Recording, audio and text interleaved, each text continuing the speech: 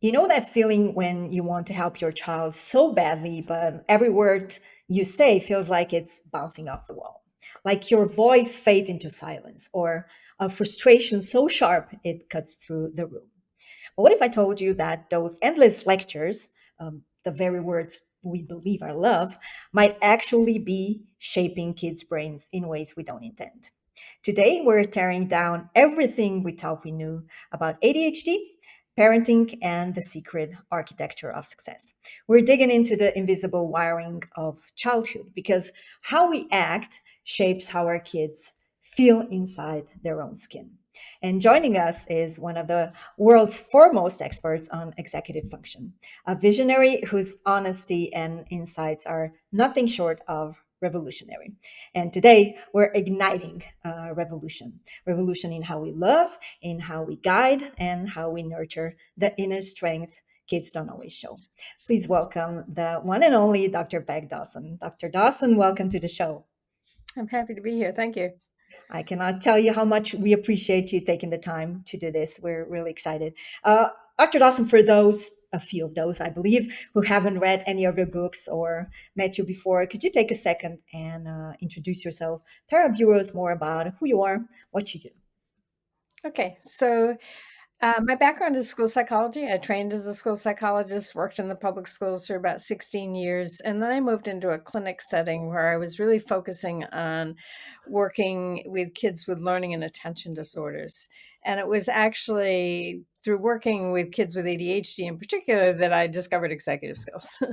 um, and what I realized as I began working with those kids is when you look at the American Psychiatric Association's diagnostic criteria for ADHD, it's problems with attention or problems with hyperactivity, impulsivity, or both.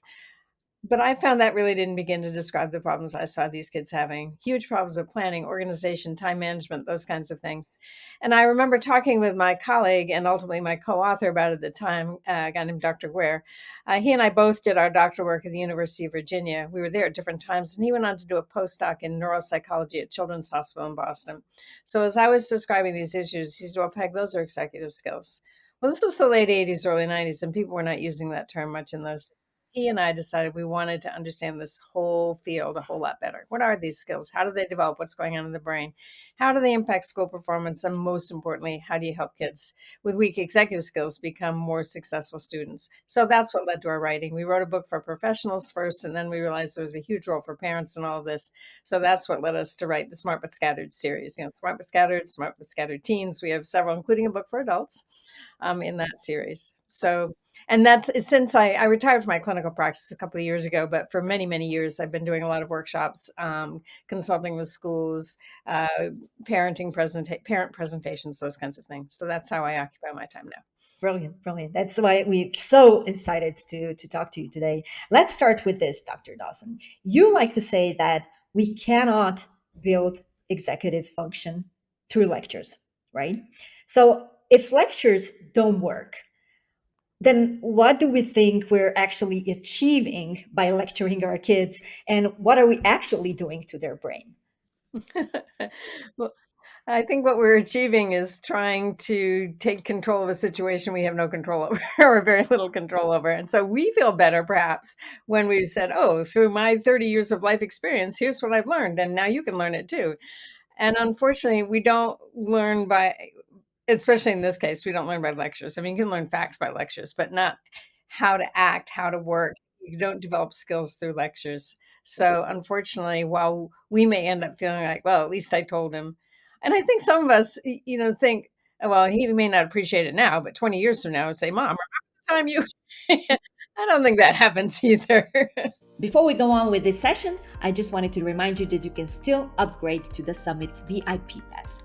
Beside the lifetime access to all the sessions, you also get the audio files, you get the workbook for each session, you get the expert action blueprint with key takeaways from each masterclass, you get the English subtitles, and really a bunch of other things that will save you tons of time and really make a huge difference with your kid and with your family relationships.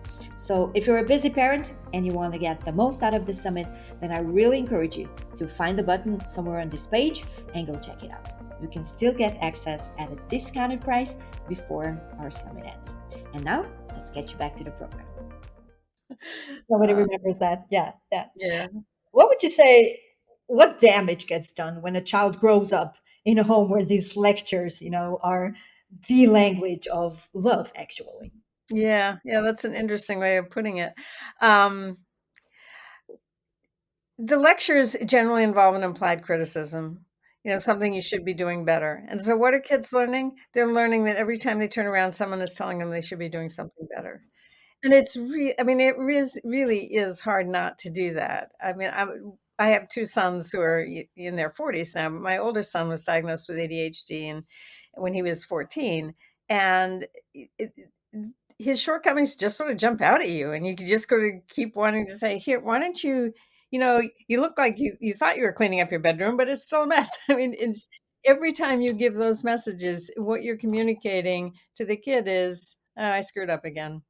You're not doing well enough, right? Uh, Right. and in this case, if this is criticism, what should a parent do instead in that moment? When that instinct to kind of lecture, to make it right, kind of kicks in, and they feel like, well, if I don't say anything now, they will never learn or they will never do better. What should we do? I think we start by trying to understand how the child is feeling. And so the first thing should be, wow, you sound pretty frustrated. Or it sounds like that makes you angry. Or it looks like you're pretty discouraged. When kids feel that their feelings are understood, then that opens up pathways for further exploration. That doesn't mean you then jump into the lecture, but then you jump into an open ended question. So, what do you think would make it better?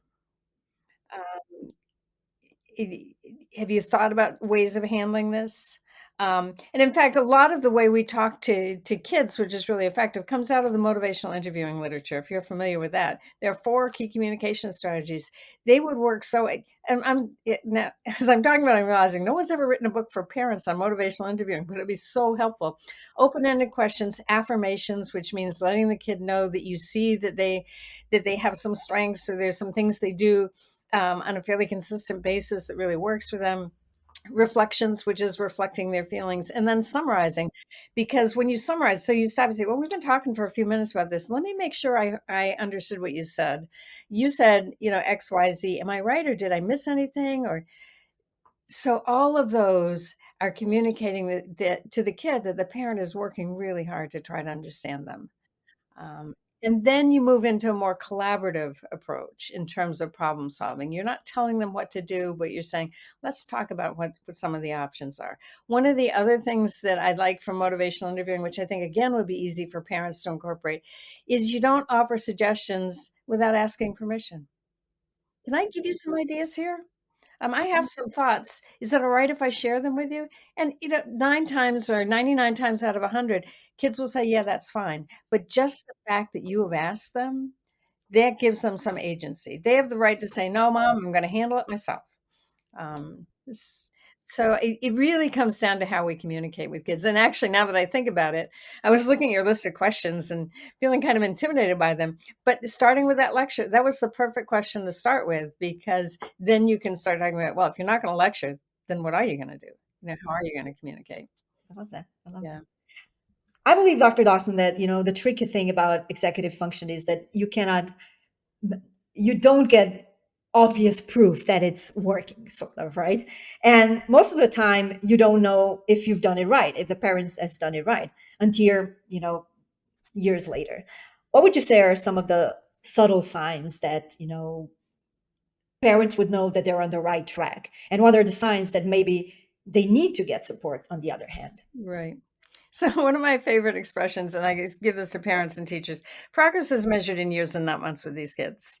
So just because it looks the same today from yesterday, I would just encourage parents to think back a year. What was he like a year ago?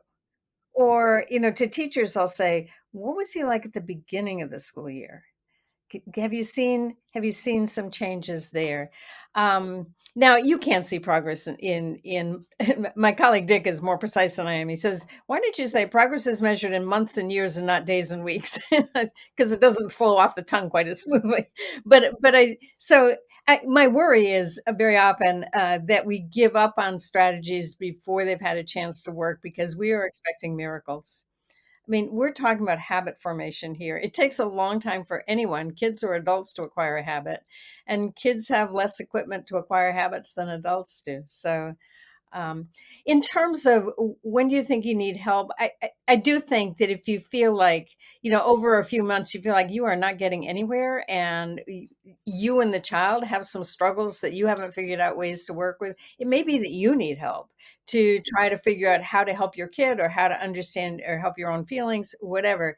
And the other thing I'll often say to parents when they're saying, I don't know how severe a problem this is. Maybe because there are parents who make mountains out of molehills. Then I say, talk to the child's teacher. A teacher has a baseline of this is what a typical third grader looks like. And so they can say, no, that's pretty typical. I know your son is forgetting his homework like once a week, but you know what? Almost all the kids in my class forget their homework like once a week. Or talk to parents and friends or watch how your kid is with their friends, just to get that what's normative. Because that I think is what, and if you feel like, oh no, we're dealing with major meltdowns in fourth grade when all his friends handle disappointments far more rationally than my son, then you have that understanding. Okay, now maybe it's time to do something else. Mhm, mhm. Yeah. What would you say was the most common moment when a parent thinks they're failing, but you would actually say, "No, this means it's working." What Yeah, that's a really great question, because I think the most common time is because it gets worse before it gets better. If you decide you're going to let your kid take responsibility for something, they're going to push back. Yeah, they're going to blow up. They're going to do everything they can to pull you back in again because it makes their life easier. And so that's the key at that point, that especially when you're trying to extinguish a behavior. No, extinguishing a behavior is not paying attention to it. And if you don't pay attention, and obviously not behavior that's harmful or dangerous or hurtful, but if behavior that's like annoying and you decide, okay, when you whine, I'm not going to pay attention. So the kid is first going to whine more because they figure they're going to break you. So that's the time when, and it can be anything. You could decide you're going to have your child take responsibility for performing some task or some chore or something like that. Again, any of those, chances are it's going to get better before it gets worse before it gets. better? Yeah, Yeah, that's a good one to remember, right? yeah. When we talk about executive skills, most people, think about or jump to planners and checklists and stuff like that. But it's not about the tools, right? It's about whether you even feel okay enough in your own skin to even begin with all of that, all the tools, especially for ADHD brains. Like if you're not regulated emotionally, your body just won't move in the way you want to move. So, how do we motivate a kid who's not really lazy, but doesn't feel safe enough inside to take action? Yeah, again, I go back to let's look at the messages we're sending kids because if they're not feeling safe, they're getting messages that it's not safe. And so, um, how how are we providing the feedback to kids on a consistent enough basis that they're good kids, that they have positive attributes? We often say, that look at the negative or critical feedback you give kids, compare that to the positive feedback you give kids. There's massive amounts of research to show that if you can achieve a ratio of three positives for every piece of corrective feedback, that alone can change behavior.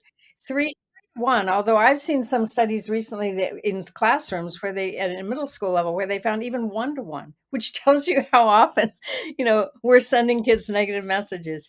If you start paying attention to the feedback you give kids, you'll realize that you are far more likely to be zeroing in on the things you want to change as opposed to the things that you want to celebrate. And so I would just be looking for, and again, not just the key about using praise or affirmations is not to make them global, which is so easy. Good kid, smart, nice job, smart kid, but very specific feedback.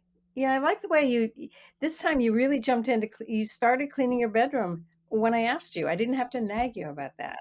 So, as specific as you can be about the feedback you're giving kids. And it's, it's a temptation to say, I'm so proud of you for doing that, which is okay, but it's not as good as, I bet that makes you feel proud. So, because otherwise you're communicating to them, your kid's job is to make you feel proud. No, we want the kid to, yeah, we want the kid to feel good about what he's doing for his own sake, not to please, a parent. Brilliant, brilliant. Um, Um, Almost every parent I've met has the same kind of intention. They want to help. They want to make sure their child is okay, right? But sometimes, of course, without meaning to, this language comes out sounding like pressure. So here's my question: what's one thing that parents often say, with the best intentions, of course, that actually makes it harder for their kids to even try? Well, I want to answer that question a little differently. I think it's what they're emphasizing in their conversations with kids. There's this great book that was written, came out in the last couple of years ago called Never Enough. I can't remember the author's name, but she basically looked at kids in the United States from the most high achieving school districts in the country. And what she found was that when there are studies that show this, when you measure stress in those kids and compare it to stress in kids from um, uh, communities where they're much more at risk, they have many more strikes against them. What you find is those kids in those high achieving communities are feeling as much, if not more, stress than kids growing up in poverty or growing up with, lack of sufficient resources or whatever. And when she started delving in, she interviewed, the first name is Jennifer, I can't remember her last name. Um, she started interviewing kids, and what these kids were telling her is the only time they talked with their parents was a conversation about how they were doing in school. So the emphasis was always on achievement. So if we can have conversations with kids where we feel like they're valued for who they are as opposed to what they're achieving, then I think then we're moving in the right direction, because once again the kid is feeling like they're valued for who they are. Um, and it's not, I mean, I know it's really hard to switch that mindset. So I would say to parents, look at the ratio of the conversations you're having. If you're only talking about how they're doing in school or how they're performing, um, then you got to start broadening your conversations. Do Yeah. something that way. Um, I think that a lot. Let's talk about parents, because I think a lot of parents I meet are kind of scared their kid is gonna fall behind. But how much of that fear is actually about the child, and how much of it is actually about us, about parents? Yeah. It's really again, it's really hard not to look at your kid and think about how is the world thinking about me by how my kid is doing. So, and with social media, it makes it that much worse. If parents are on Facebook, and I think in one of your other questions, you talk about how, all other parents are bragging about how successful their kids are. It's really hard to not fall into that trap. Um, and so I do think that we need to step back and say, am I looking at my kid as a status symbol, or am I looking at my kid? So I'm worried that, if he fails, people are going to look at me failing. I remember years ago testing a kid who temperamentally had some real challenges. He was like, I think it was this cup is half empty kind of kid who just complained all the time. Clearly that was the way he was, because he had the nicest mother who understood him, who accepted him, but also, I mean, gently tried to shape him. But I said to her at one point, how do you manage this? And she said, I just have to realize that it's not me. it's him, and I'm gonna help him in whatever way I can. But she basically was able to say, when teachers are criticizing my kid, I have to realize, this is because there are kids who are temperamentally difficult. In fact, we call them difficult kids. So for a parent to be able to step back and say, "Okay, I got to work with what I got here," um, and but it's not. I know it's not easy. Yeah, that's huge. What would you say, Dr. Dawson? What's one silent message that parents accidentally send to their kids with ADHD when their own anxiety about about the kid's future gets really loud, louder than the belief they have in their child? Well, I think your use of the word silent is actually right. It is because the kid does something or says something, and the parent is just silent, and you can see the expression on the faces. They're not happy. Um, and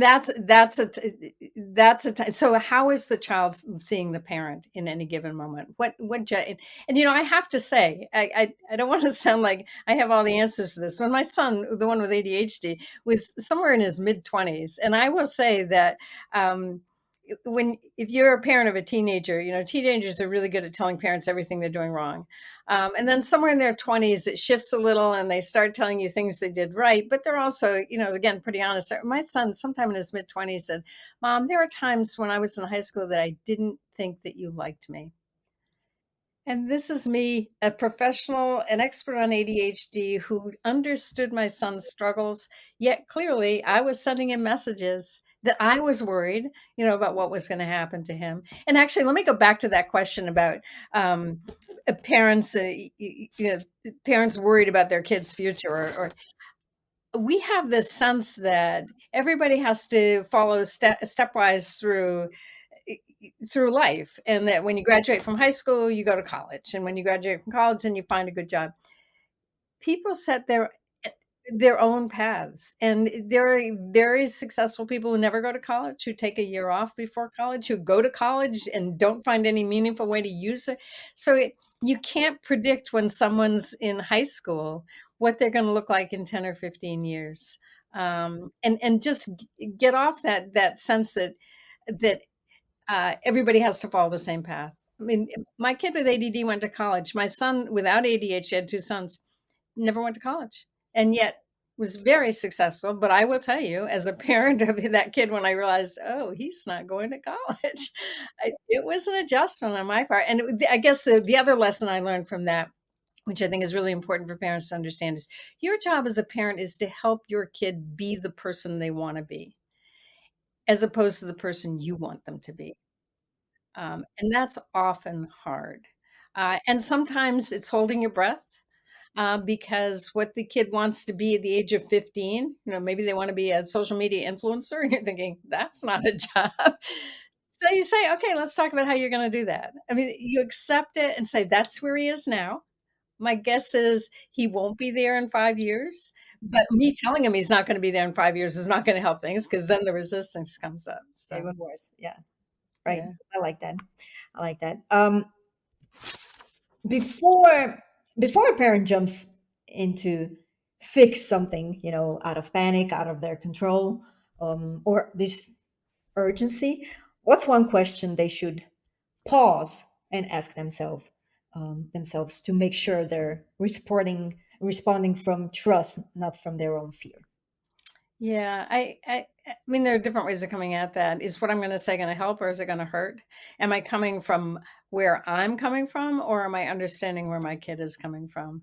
And maybe that's the first one, is because I always think you start by trying to understand where the child is coming from, what they're feeling, and communicating to them that you understand that. Because once they feel understood, then that opens them to share other things. Well, if you understand that about me, then maybe you'll understand this about me too. And then you can move forward. And I'm not saying that you always go with what the kid wants, but that's where you start from. And then it becomes a collaborative relationship. Um, there's another great book I'll recommend called The Self-Driven Child. Um, which really is helpful for parents of. I think it's particularly helpful for parents of teenagers. And one of my favorite chapters in there, it's the title of the chapter is "It's Your Call." And again, they have limitations. It's not your call if what you're doing is harmful, dangerous, unhealthy. But you talk about a decision of how the kid's going to spend Friday night. So let's talk about this. You've got this major exam on Monday. I don't think you've started studying for it yet. You want to hang out with friends. Can we talk about the pros and cons of each? Okay, it's your call. And that's, we talked earlier about how to help parents step back. That's often hard. So I'd read that chapter because I just found it so helpful in thinking about Yeah.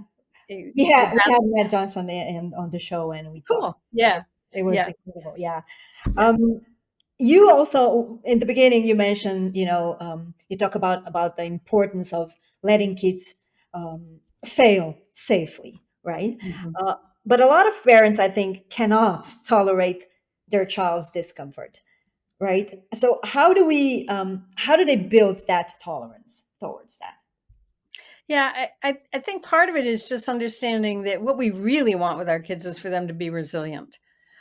They can't be resilient if we're always stepping in and solving their problems for them. The only way they can be resilient is by confronting problems and figuring out how to solve them. Um, and so if we keep that in the back of our mind, then I think that makes it a little easier. And another way to think about it is I've sort of replaced the word, the concept of allowing kids to fail with allowing kids to make mistakes. Because failure just, I mean, it sends off alarm bells in me, and it sends off alarm bells in everybody. Wait, is this an opportunity for the kid to learn from a mistake? That just makes it feel like, oh, it's a much more natural life event as opposed to failure, which can have really drastic life consequences. So And it's not indefinite. It's, you make a mistake one time, you can make it better. right, right. Um, and I think this is where it gets kind of hard because a lot of parents, aren't over controlling because they're kind of power hungry. They're over controlling because they're scared, really, on what to do, what to say.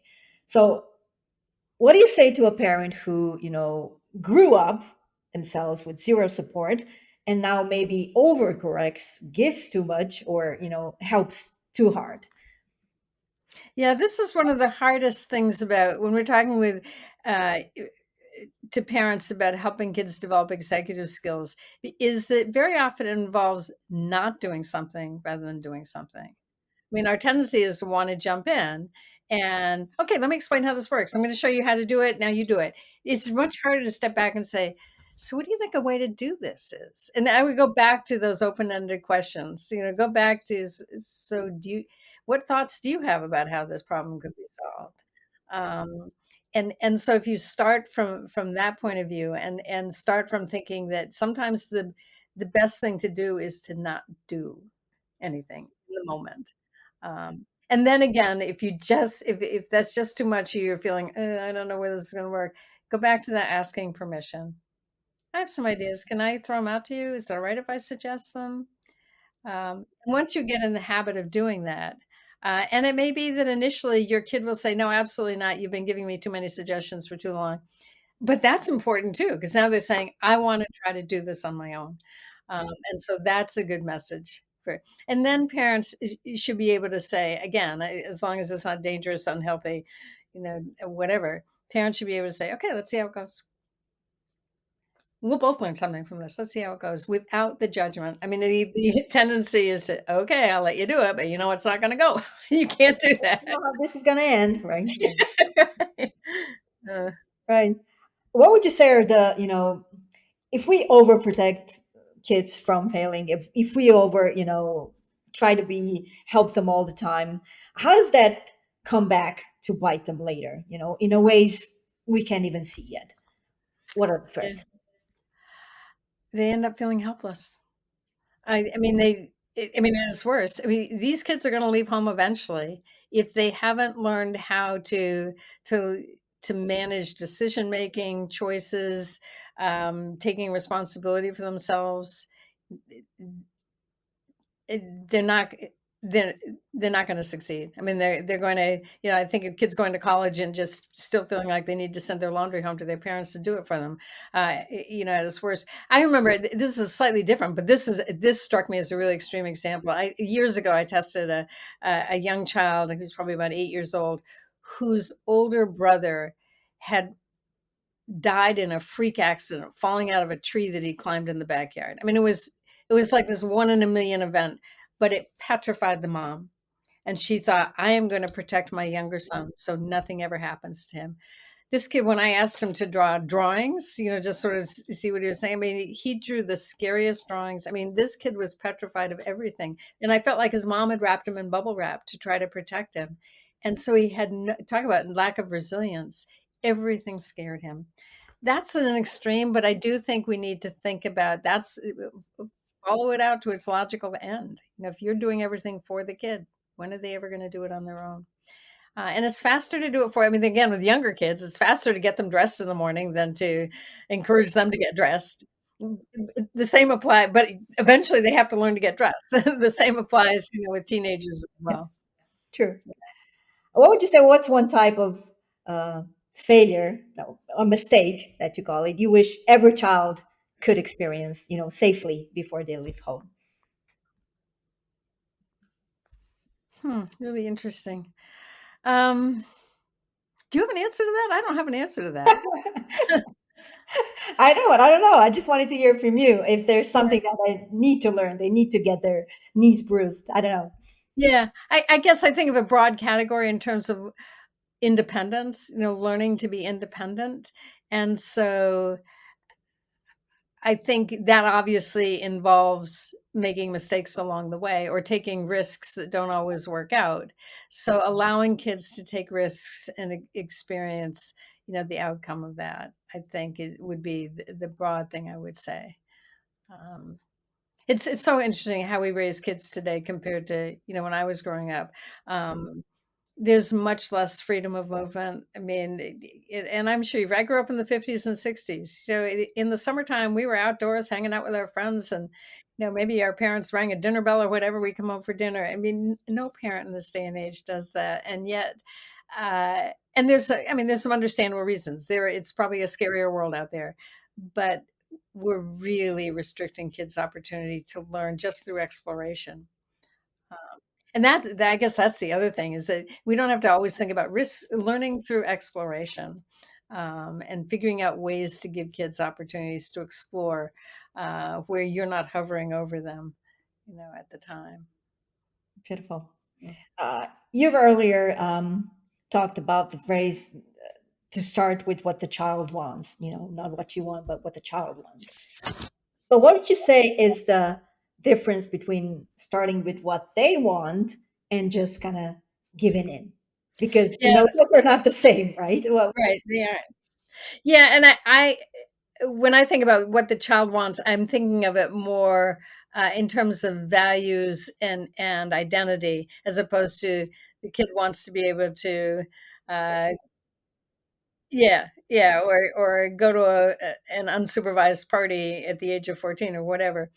Here's what kids want. I think about this particularly with, I mean, this is true of all kids, but it becomes really prominent by the time kids hit adolescence. They want autonomy. They want some kind of independence and feeling like they have the opportunity to make choices for themselves. They want respect in the way I think about that. I think about it in terms of they're being valued for themselves and not their accomplishments. Um, they want to feel capable. They want to feel like they can handle things, and they want connection. Those are what kids want. So that changes the conversation a little differently. So if a kid is asking for, something which is doesn't make sense at their age, then you can start from, I know you really want to be able to do this yourself, and I know you see front. So let's talk about, is there a compromise in here? So you're again acknowledging what the kid wants, and you're also open to negotiation. But as a parent, you set your own limits, and explain them. And the whole "because I said so" is has never worked well, and it shouldn't be used. So the kids need to understand why you're making a decision you as a parent are making. But as much as possible, is there wiggle room? Is there a way to compromise? Is there a way to give the kid part of what he wants? Um, because all of that is going to grow that sense of autonomy and capability and independence. Right. Yeah. What would you say? What's the most surprising transformation you've seen happen when a parent finally stopped, pushing what they wanted and starting backing what the child wanted? Yeah, I wish I had a specific story for this, but I do think I think parents end up being surprised that when they step back, their kids take over and their kids make good choices and good decisions. And it's going to happen at different ages for different kids. I mean, parents that I've done parent presentations for over the years who tell me that their kid in college ended up being completely different than their kid in high school, and they and I've had kids say that. I've tested college kids who said, "Yeah, suddenly things looked different when I was in college," and I found myself planning ahead, and part of it is just an allowance for that to develop. And again, when I think of it, because when I do parent presentations, it's usually for at the invitation of schools, and so I'm talking with parents of kids in school, but many of them have older kids, and so that's where I hear those stories. Boy, once he hit his mid-20s, it was a different kid. And I think that's the other advice I would give to parents in terms of looking at your relationship with your kid. Um, you don't want to burn bridges. And that doesn't mean giving into the kid, but it means maintaining lines of communication with them. And if you are coming down too hard on them, putting in place too many rules, not giving them autonomy, then that's where they're out of there as soon as they can legally leave. So you want to maintaining the connection in a way that honors the child and who he is, but also doesn't mean you're becoming a doormat so that they can walk over, because kids know that's not right either. Kids want parents to share their wisdom in a way that doesn't make them feel demeaned, but also recognizes that, yeah, parents probably do know some things that kids don't. Better, right? Yeah. I have a couple of rapid fire questions for you ready for the end.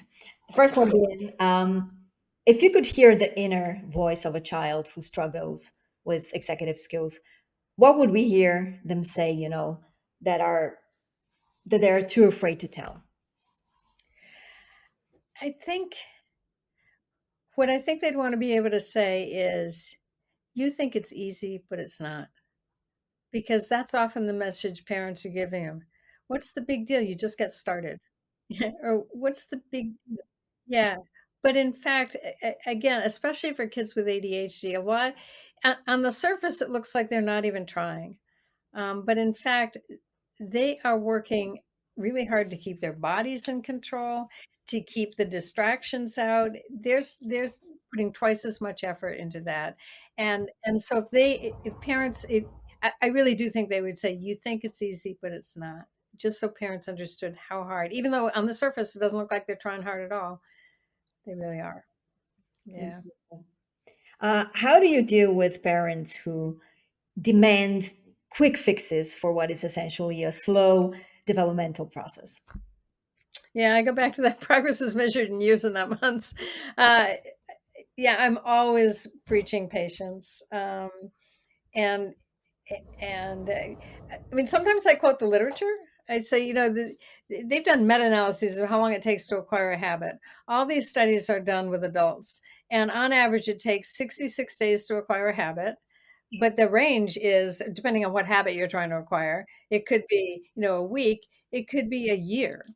So giving them that framework that it takes a long time, to change behavior, and asking them to look at themselves. What's a habit that they've tried to establish as adults? Are they trying to, you know, build an exercise program where they've never had one, or lose weight where they've never really made an effort? It takes a long time, and so to give they should give themselves grace for that, and they should give their kids grace.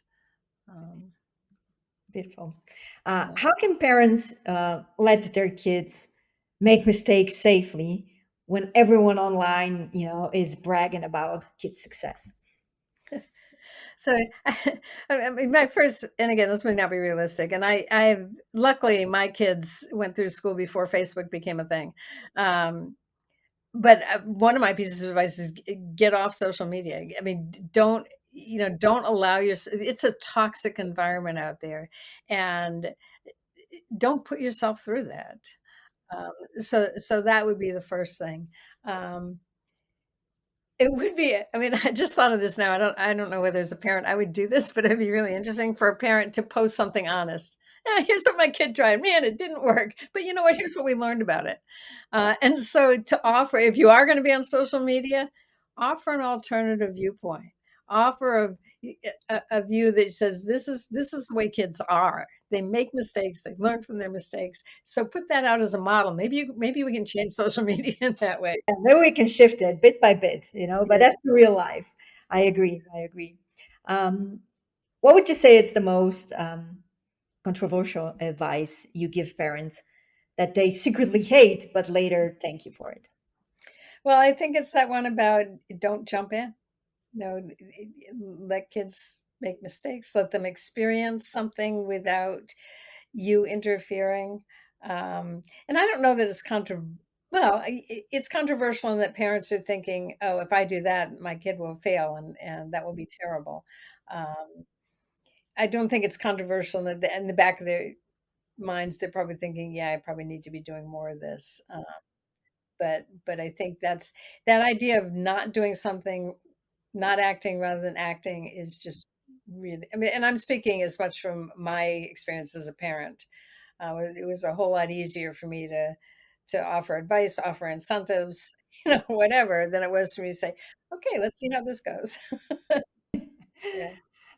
Dr. Dawson, was there a moment you almost walked away from this work? Actually, no.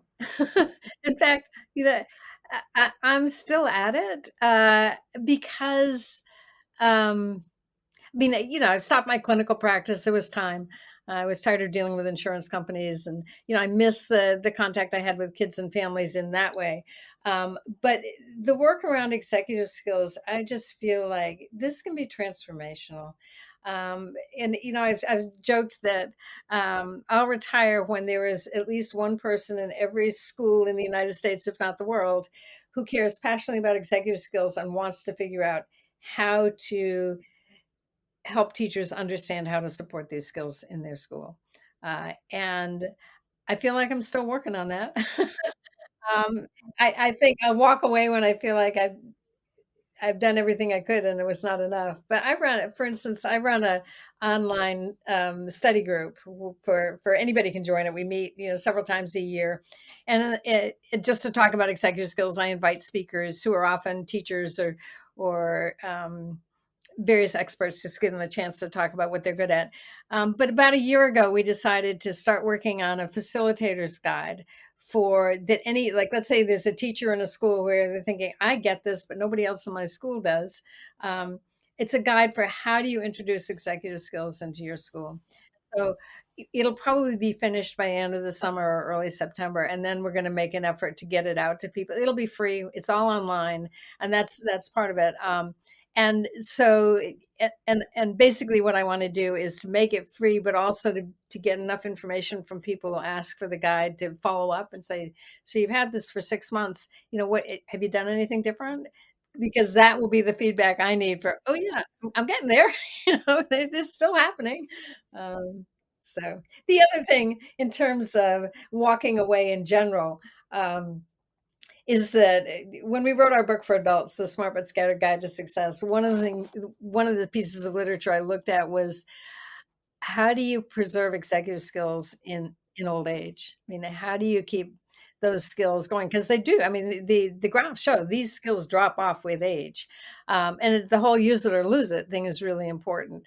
And I've realized, I mean, there's a history of Alzheimer's in my family, and so I've realized continuing to work is my buffer against that kind of cognitive decline.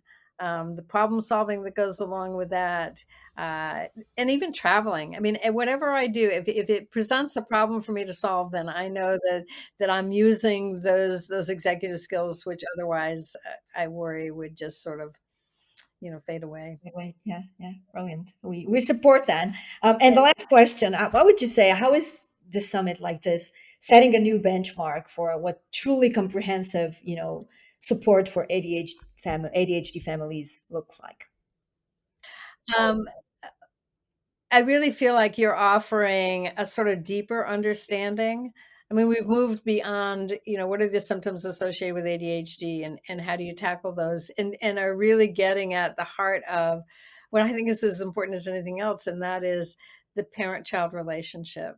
And we could have had the same conversation without talking about attention disorders. I mean, it's true of every parent-child relationship. And so I really, I mean, some of the questions that you sent me in advance, I thought, man, I don't know how I would answer those, but they're really good. They're really good questions. So, and if that's the way all of these summit sessions go, then I think parents would have a much richer sense, both of they're not alone and what they're struggling with, everybody's struggling with, and that there are people out there who know how to support them and who understand what parents are going through as well as what their kids might be going through. Yes. So, Well, thank you for those lovely words, and especially thank you for sharing your profound insights on everything you've shared and helping us understand how to support our kids, their growth from a place of trust and not from fear. I really, really enjoyed our conversation, and yeah, I hope likewise. we can do this again. Thank you so much. Yeah, this was fun. Thank you. Take care. Are you loving the advice and insights you're getting? Well, you can get lifetime access to all the summit session when you upgrade your ticket to the VIP pass. This means you're not only getting unlimited access to the sessions, you will also unlock the audio version of the entire summit, expert action blueprint with key takeaways and action steps, English subtitles, and a brilliant workbook that will help you implement everything that you get. You see, the VIP Pass is purposely designed to help you digest all of the content from the summit and implement this advice in your own life. And as you know, the internet is flooded with advice about ADHD. But how much of it actually comes from credible sources? How many times have you been led astray by unknown or unverified advice? Well, unlimited access to the entire summit is a place where information is not only just abundant, it's also trustworthy. So, if you want to be confident in the ADHD strategies every step of the way, then I think this is a place to start. I'm totally positive that you're gonna love the VIP Pass and all of the valuable resources that we have created for you. It's like having a personal library of expert knowledge right in your pocket. And here's the best part. If for any reason at all you don't love it, we'll refund you in full. No questions asked. So you really have nothing to lose. Grab your VIP Pass now and don't miss this opportunity.